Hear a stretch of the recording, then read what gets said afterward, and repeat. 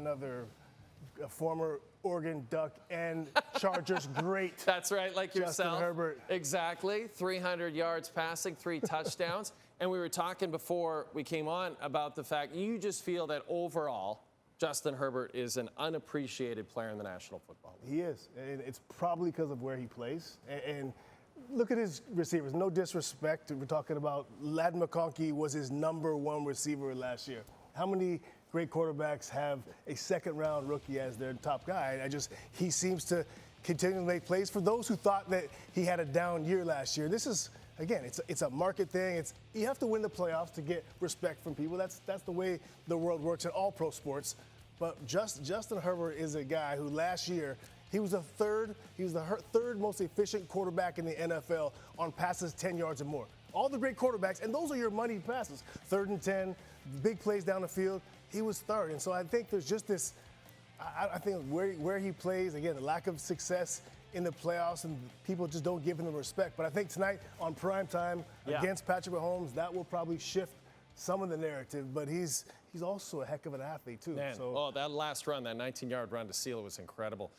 It's funny, on this show this week, a couple of people, your buddy Luke Wilson, your buddy Todd Furman, both said Xavier Worthy going to have a massive year for the Chiefs. Everybody thought it was going to happen. Well, Worthy leaves early in this game. Yeah. They're already without Rashee Rice. Yeah.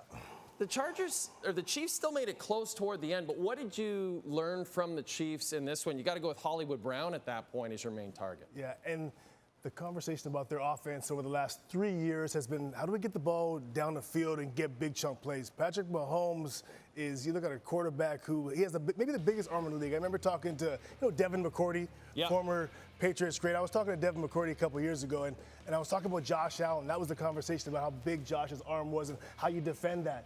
And he stopped me mid-conversation. He said, hold on. Patrick Mahomes probably has a bigger arm than Josh Allen. We don't necessarily, when we talk about big arms, is all the great things Patrick does off script and the arm angles and stuff, but we don't necessarily talk about how big his arm is. But Patrick, I think that he wants to throw the ball down the field. He wants to get a big explosive plays, and he's had to dink and dunk. The reason why?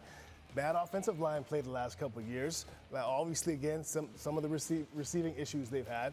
But this year they come in, they have Xavier Worthy, Rashee Rice will be back eventually, and Hollywood Brown's a burner. So now they have 3 guys that can blow the top off of defenses, but one of them's out already. Xavier Worthy gets hurt, and now we're back. How they were in that game, the same way they've been playing football the last 3 years. Mahomes making absolute magic on 3rd downs, extending plays, flips behind his back like Magic Johnson. I mean, it's just he's had to make those miracle plays because he hasn't had, the structure around him with the offensive line to give him time to get the ball down the field. And the Chargers' defensive line put a ton of pressure on Mahomes in this game. So it was even more impressive in that sense, despite the fact it was a loss. So you got the Chiefs are the Chiefs, despite that loss. Chargers obviously look great. Broncos were a playoff team last year. Now you got Pete Carroll running the Raiders. They will presumably be better. Is the AFC West in your mind? And I know you played in that division. You're slightly biased. Is it the most tough division in the NFL right now? No, it's not. The NFC North, I think I will put right there at the top. I'll put it right there after that, though. I put that in the second, along with the AFC at the AFC North. I mean, the NFC North thinks the toughest, but I would also put the NFC North there, AFC North there with the AFC West. Because if you look at those teams, the top 3 teams in that division, I think they're as good. So I would say they're tied for the second best division in football. And that's because this Chargers team, we didn't talk about the defense. I mean, you talk about their defensive line, their secondary, and how you win in the AFC, you have to have guys that can cover. Young, athletic guys that if you need to play man coverage, they can hold up. And the Chargers have that. When you have that, they were top 5 defense last year. But nobody knows that. No one talks about that.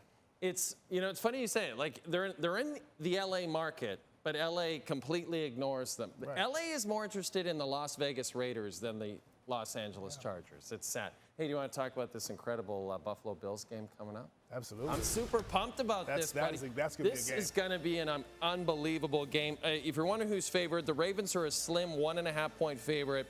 It's the Bills and Ravens. It's the pride. It's the cream of the crop of the AFC. Who do you like in this one, buddy? I like the Ravens big time, to be honest, but the Bills will be a better team in week 14, 15 than they are in week 1. They're young and they're beat up.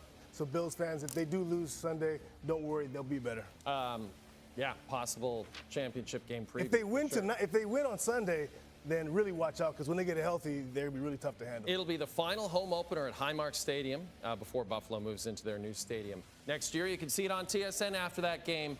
Our show will be on.